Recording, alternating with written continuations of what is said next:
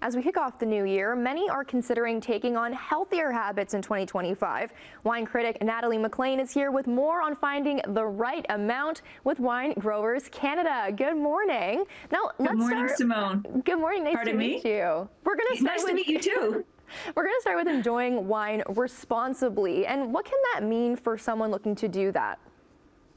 Okay, so whether it's, low alcohol, low calorie, low sugar, or a smaller pour, there are many ways that you can still enjoy wine without compromising your health goals. And it really is about finding the right amount for you.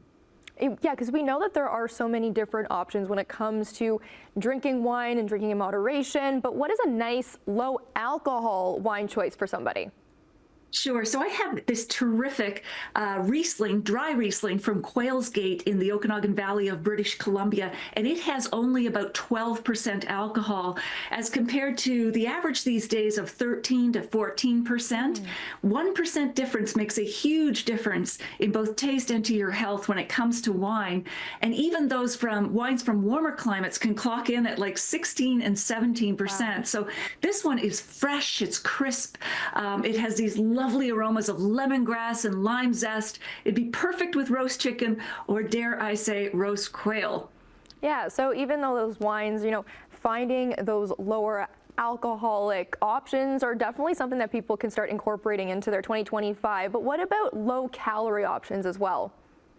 Sure. So two ingredients contribute to calories in wine. So you've got the sugar and the alcohol. So what you want, if you're looking for lower calorie wines, are those that are dry, not sweet, and that are low in alcohol, like this absolutely brilliant sparkling rosé from Westcott Vineyards in Niagara.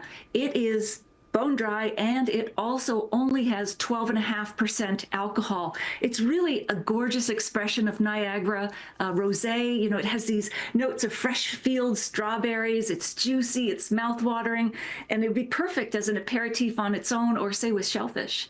And you can see just some of the options that you have there in front of you. That wine, when you are thinking about factoring in these different kinds of options, you can still stay with the kinds of wines that people typically enjoy, like the rosés, like those white wines. But you mentioned dry wine, and I know that's something that people typically focus on when they're looking for those low calorie and also low sugar options. But what other low sugar options do you have? So I have a zesty Sauvignon Blanc from Trius in Niagara, and it only has 3.4 grams of sugar per liter. So wines that are 5 grams per liter or lower are considered extra dry. And that range goes all the way up to sweet, of course, that can have, those have about 45 grams of sugar per liter. So it's quite a range. This is very low. But again, you're not giving up taste. This is zesty. It wakes up your taste buds, your senses. It has these juicy citrus fresh aromas, and it'd be wonderful with, say, field greens or maybe grilled seafood. I love a good Sauvignon Blanc. That's a good option for sure. Now, do you have any options for people who are looking to maybe find a smaller pour? Because we typically see when you go out, for example, they usually market, the big fish bowls almost when you're drinking. So what should people kind of opt for when they're looking for smaller portions?